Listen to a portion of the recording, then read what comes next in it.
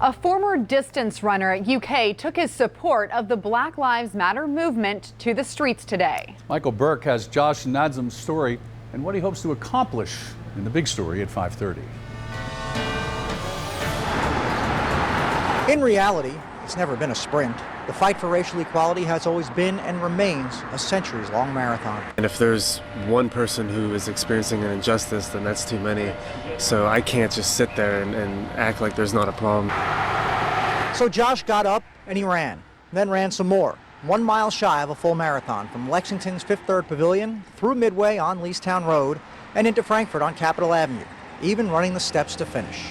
Small price to pay for what he and his running mate Gavin are attempting to accomplish. It's an issue that's very personal to me, and a lot of people in my lives have been affected by the things that people are protesting for right now, and it breaks my heart to see everything that's happening.